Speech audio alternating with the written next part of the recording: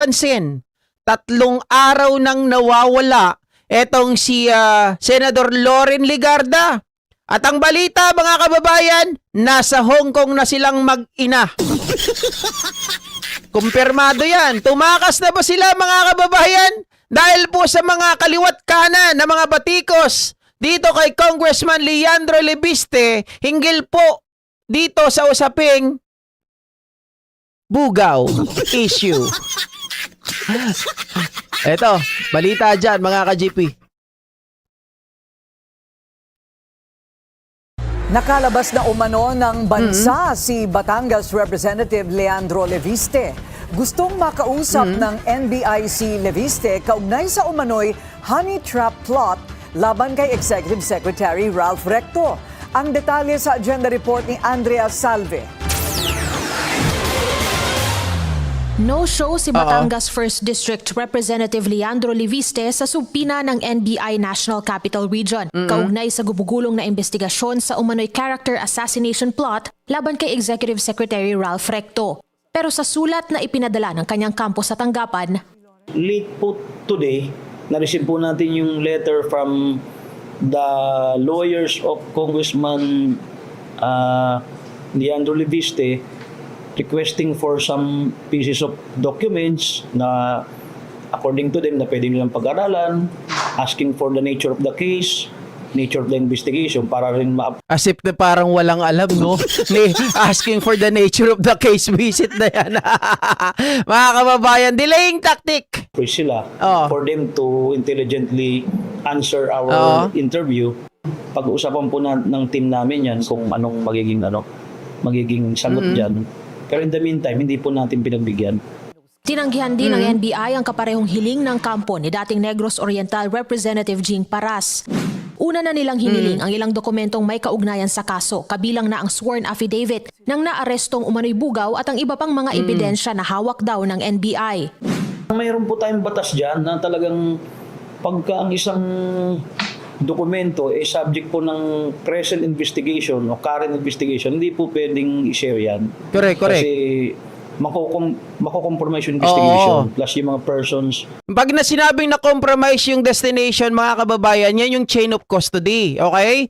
Diyan nagkakaroon ng technical. Ngayon, ang lumalabas, maging itong mga, mamaya papaliwanag, pero bigyan ko na kayo ng glimpse. Itong si Jing Paras, mga kababayan, dahil inilabas na mismo ni Jojo de Guzman, si alias Ken, alias pa nila, si Jojo de Guzman naman talaga yon. Mga kababayan, tawag dito, pinakita na yung mga text conversation nila sa Viber. Pinagbubura. Kaya ang gusto nila mangyari ngayon, ma-retrieve ito, mga kababayan, via through NBI, 'di ba? Para ma-retrieve yung mga messages at makita ko doon kung ano talaga yung mga nilalaman. Pero mamaya paparinig ko 'yan. For personalities involved, baka ma-compromise din. Bagaman hindi humiling ng resetting si Leviste, bibigyan pa rin daw ito ng pagkakataon na humarap sa mga investigador. Wala po tayong inaakusahan pa ng kung anong pagkakamali o krimen o ano.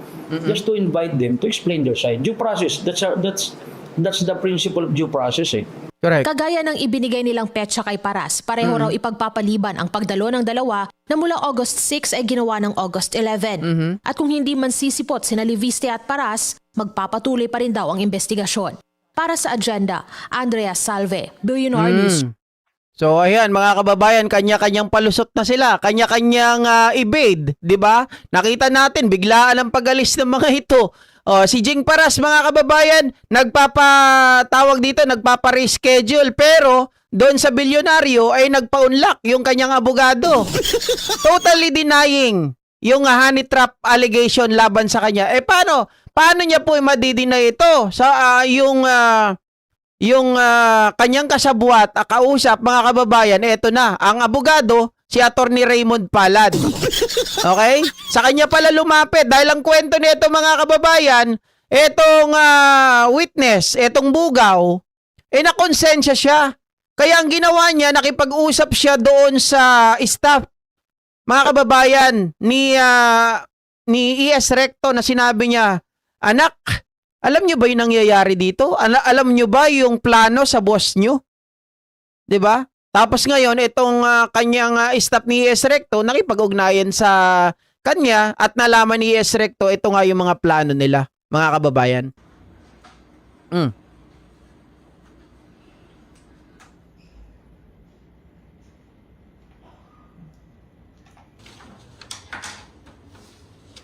Ayan, na dokumento nila dyan, konsulta, kasama ang NBI.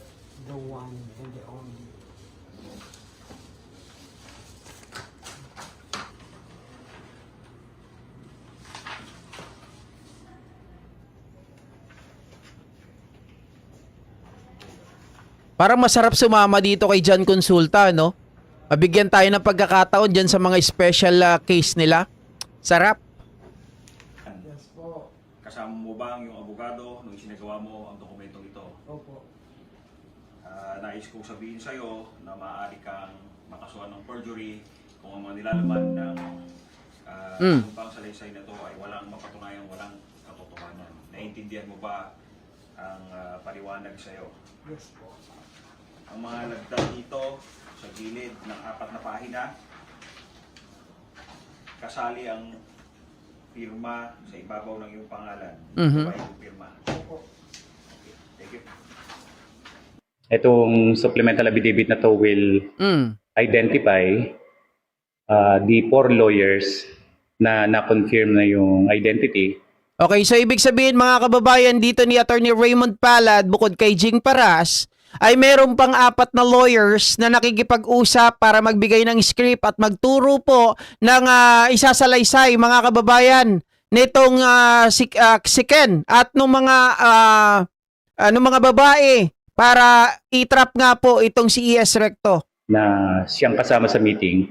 Kwento ng kliyente is that ito yung 4 na lawyers na tutulong na gumawa ng script ng affidavit na mag-i-interview sa babae. Okay. Sila daw yung mag-i-encode ng mga statements.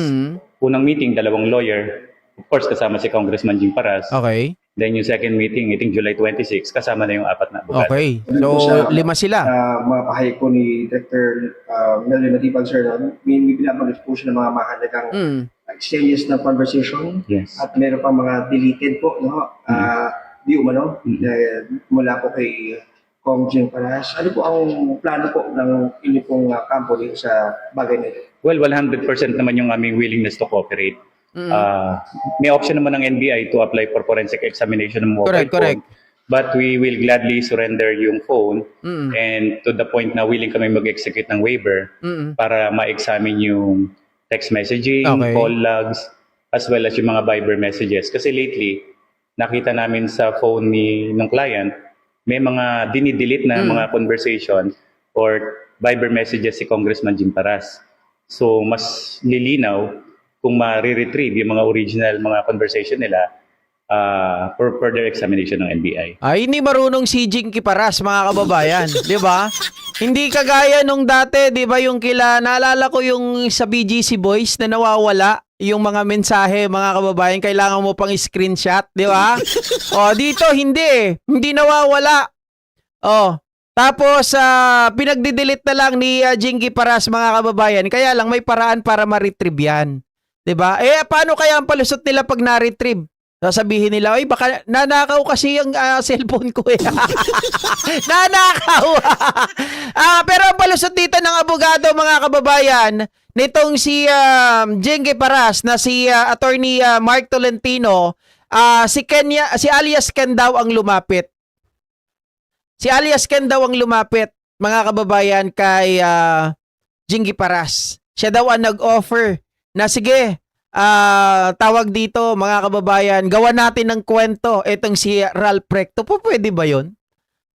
Anong kinalaman, mga ka-GPnatics? Paanong babaliktarin nila yung kwento na itong si alias Ken ang lumapit kay Jinky Paras? Tapos ngayon, mga ka-GPnatics, ang nag-offer pa daw na magbabayad, ang nagsabi na magbabayad doon sa mga babae, sinabi daw ni Ken, nanggaling pa daw kay Ken na si Congressman Leandro Libiste. Biruin nyo, mga kababayan, iniiba nila. Pinapalabas nila ngayon na si alias Ken ang nag-offer sa kanila to do something bad, to entrap, i-estrecto mga kababayan. Na parang siya yung kumausap.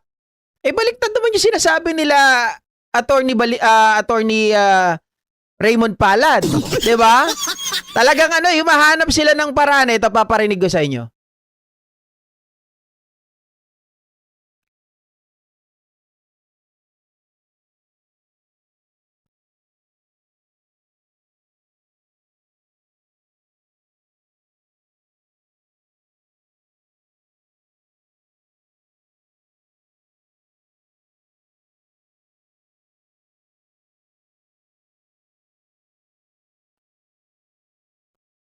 Saglit Mahina ang kalaban.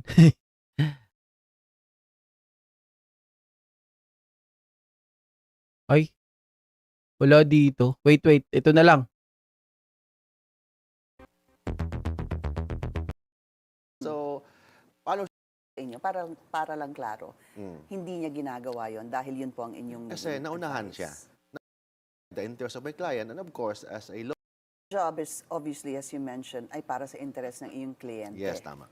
Pero para din ho sa katotohanan. Yes, of course. Both yan. So, as a lawyer, my job is to protect the interest of my client, and of course, as a lawyer, Very elusive ho siya. Bakit? because I advise him not to talk, because baka makompromise yung kaso. Kasi yung mga kalaban po natin, very powerful, they have the power, they have the money. So, as a lawyer, I advise my client, because my job is to protect the interest of my client. So, I advise him na relax lang dyan, then, anyway, nasa atin ang katotohanan.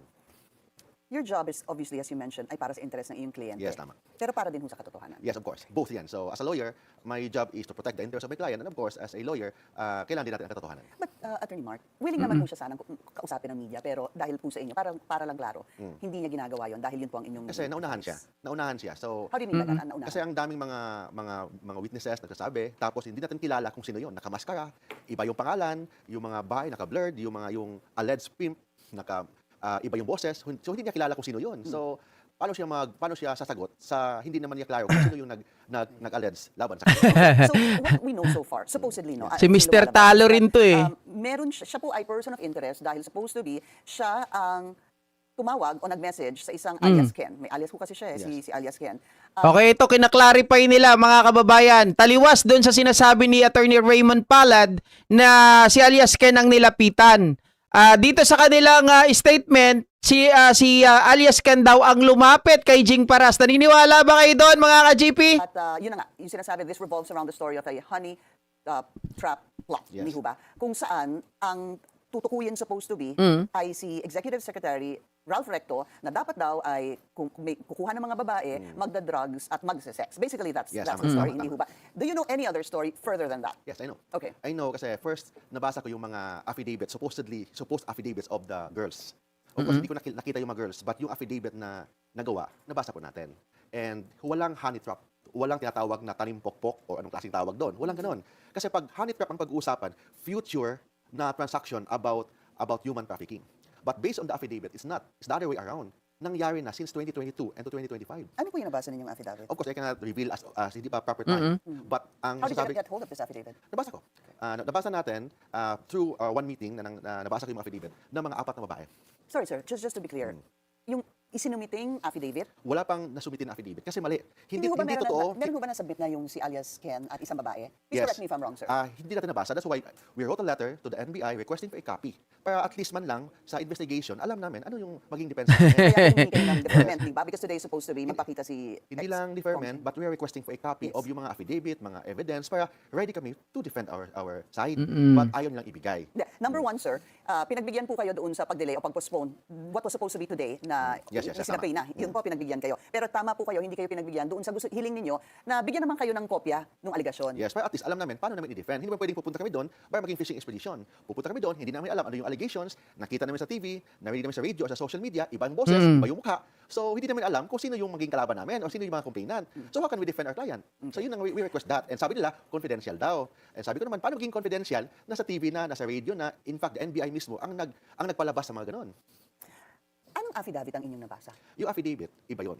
Yung affidavit na ito yung nangyari before. I see. before. So it was not a honey trap. Ito yung supposed statements ng mga babae na nangyari in 2022 up to 2025 And Sir Attorney, ito pong affidavit na inyong nabasa, pinanghahawakan nino? sa mga lawyers. Ni? Mga lawyers na tumulong to prepare the affidavit na kasi in-interview yung babae. Yung mga babae, dalawang beses sa meeting. Dalawang meeting, in-interview yung mga babae na nagsasabi ano yung mga experience nila noong 2025. Somewhere in Makati. Yan. Can you add more context to that? I'm a little confused, sir. Yes. So, Hiwalayin po muna natin yes. yung supposed to be may affidavit na hawak ang NBI. Hindi po Iba ito yun. yung pinag-uusapan natin. Binaliktad na ang issue. Kasi itong mga babae, Binaliktad na ang issue. Ang galing talaga mag-twist nitong si Attorney Pilipit na mga kababayan. Si Attorney Bulol tawag ko dito dahil nung kami ay nasa Congress, pinagtatanggol niya si Kibuloy, mga kababayan, hinggil doon sa franchise. Ang kanyang sinasite, hindi naman franchise ng broadcasting, mga kababayan. Hindi naman ng tawag dito, ng frequency. Ang kanyang sinasite ay tungkol sa oil regulation. Buisit na to. Ang layo doon sa kaso ng SMNI. they offer through that alias Ken, sila Oo. nag-offer, silang tumawag, sila nag-insist, sila nag-demand ng presyo. So it's not Congressman Jing Paras, it's the other way around. Tell us, add more context to that. So please, sila sir. kasi yung pimp or yung alias Ken, nakilala ni Congressman Paras since 2022 pa. Okay. O yun yan. So in one occasion, because may offer yung pimp na yan, na kay Kong Paras na mag-produce ng isang movie. I Yun see. lang.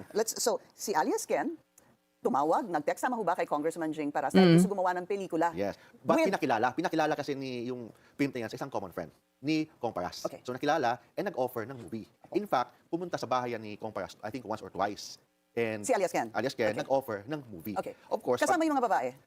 yes, kasama ang babae. The you said twice na nagpunta Twice, sa may bahay mga niya? babae kasi marami siyang hawak ng mga babae. Okay. Kasi ang ipoproduce nila yung mga sexy films sa isang platform. Well, sir, why ex-Congressman Jing Paras? Why would the alias Ken offer, I guess, ex-Congressman Jing to sponsor, to finance, no? Kasi Would that be si correct? Congressman Jing Paras is also a producer ng mga movies. Okay. So nag-offer lang yung si Mr. Ken to do that. But hanggang doon, of course, in-ignore o dininay ni Kong Paras kasi ayaw niyang mag-finance o mag-invest sa movie na yan. Hanggang doon lang yun. But of course, habang nag-usap sila, may nakwento siya mga matataas na opisyal na parang pinagmayabang ni Ken na may mga kinukuha mga babae. Para to convince, ang purpose lang yata ni Mr. Ken para ma-convince si Congressman Paras na mag-invest sa movies. How would naming personalities convince ex-Congressman Jing Paras to finance that? May mga Oo nga, pangalan, good of course, point. I reveal Yes, it sir. now, may mga pangalan na nakaupo ngayon sa government. Na? Mga cabinet officials. Na ano po? Na ano po? May mga pangalan na? May mga pangalan. So they are now matataas na officials sa government now. Okay, na ano po? Mga parang tawag doon, kliyente ni Kliyente. Ken. I see. Okay, so at least malinaw po yan. So So sinasabi po hindi niya, kailangan ni Ken dadaan ni Kong Paras kasi kilala niya yung mga official na yan.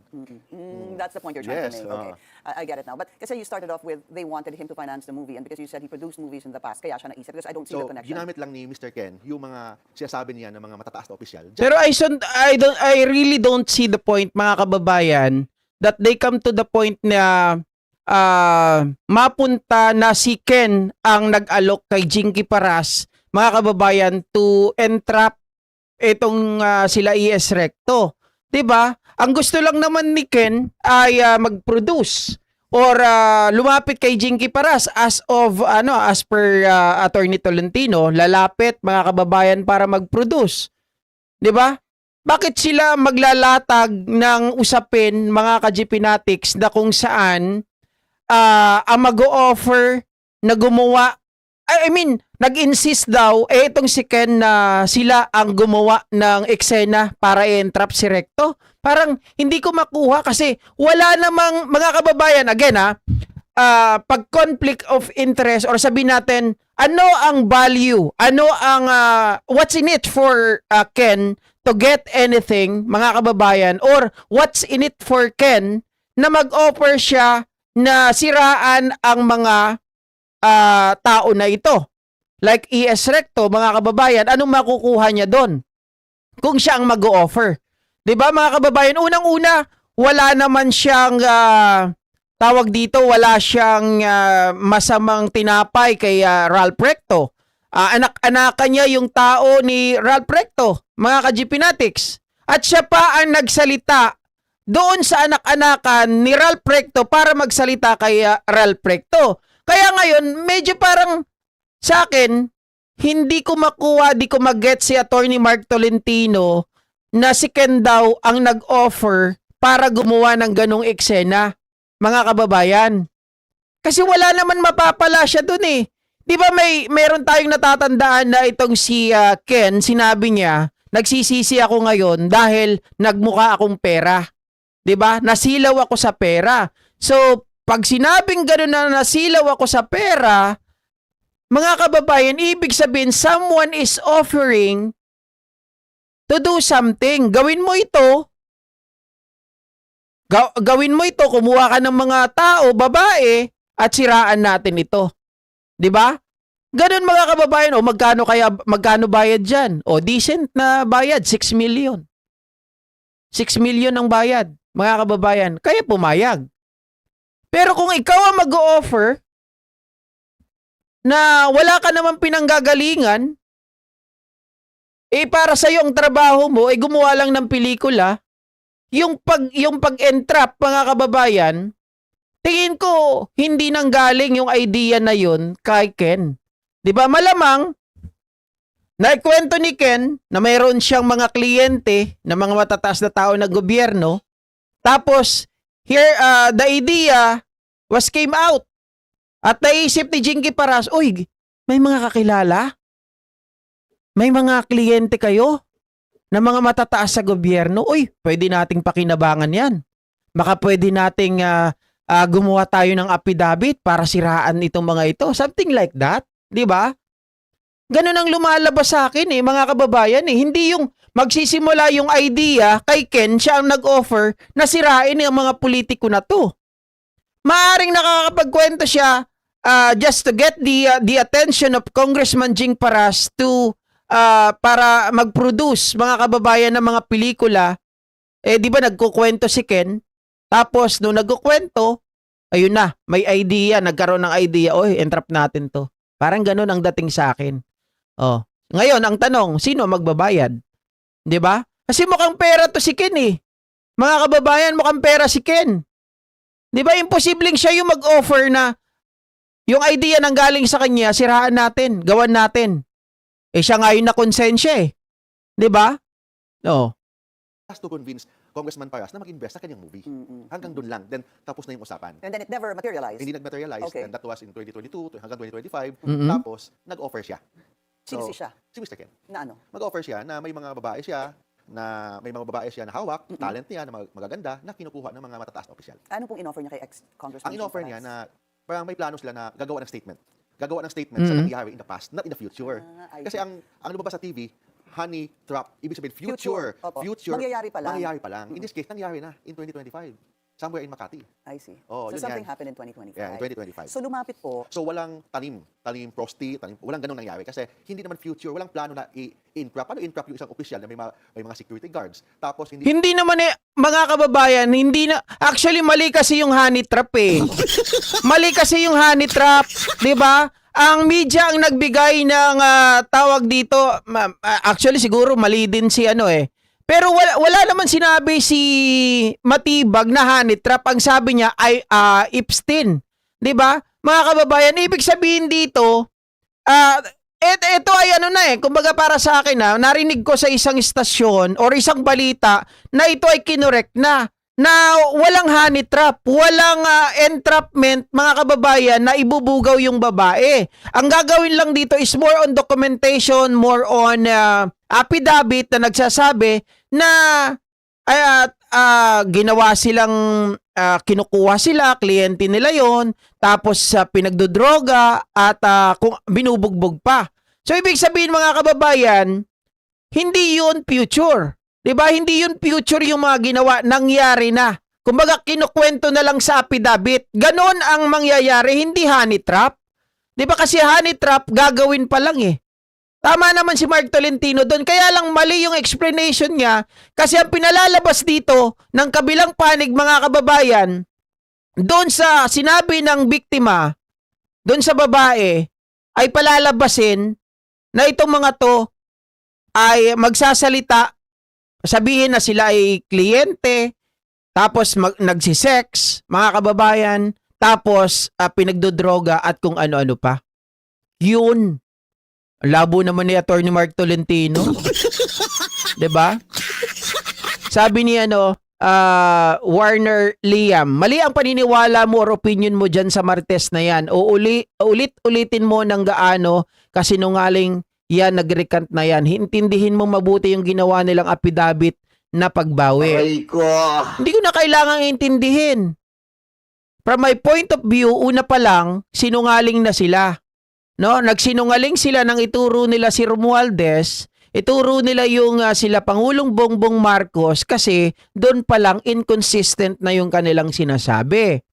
Okay? To make the story short, ibig sabihin, binabawi lang nila, nag-recant sila sa kanilang mga statement noon dahil may nagbayad sa kanila. So hindi ko na kailangang intindihin yan. Doon pa lang, matagal na ako naninindigan, walang ebidensya laban kay Romualdez, laban kay Pangulong Bongbong Marcos, laban kay Sandro Marcos, kaya sinungaling ang mga ito. Sa kanilang pag-recant, itinatama lang nila yung mali nila. Diba? Yun lang yun. Wala nang iba pa.